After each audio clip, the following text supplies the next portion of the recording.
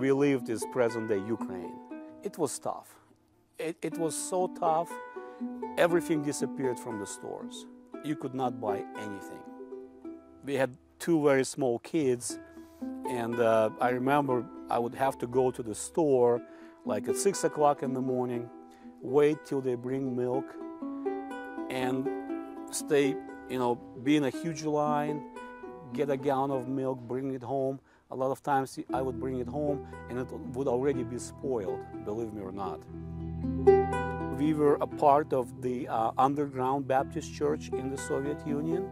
We were like direct enemies of the state. Like my wife, she went to college and she managed to be in school for 2 years. As soon as they found out that she was a member of the underground Baptist church, they kicked her out. If you're a pastor, you have a very high chance of being imprisoned. A very high chance. The police would come and search for Bibles, hymnals.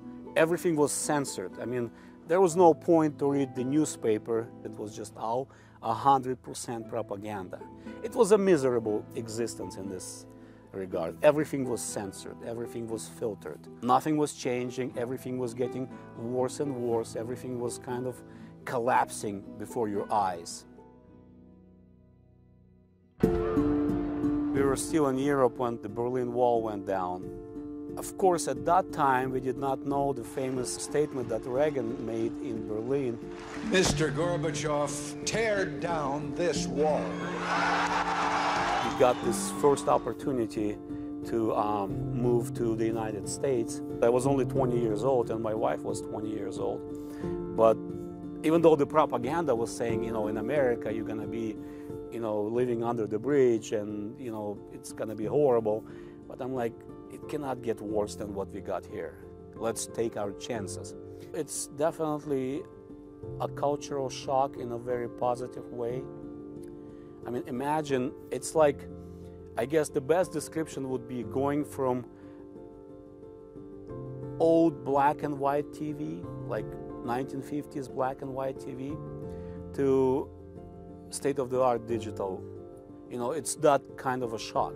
You come to America and you start walking through a supermarket and it's like going to a museum, I'm not exaggerating. We would go to the stores as you would go to a museum just to explore things. It was a shock, the prosperity in this country. The roads, the cars, the buildings. And in 29 years living in this country, not for a second, not even once, not even on the worst day, I regretted that we moved to this country. This is indeed the greatest country in the world. I am a strong believer in that. And I want to say thank you for being patient with us, for helping us out, for letting us in, and for giving us a chance. So that I would use that opportunity to say thank you to all of the American people. And please be patient with new coming immigrants, refugees.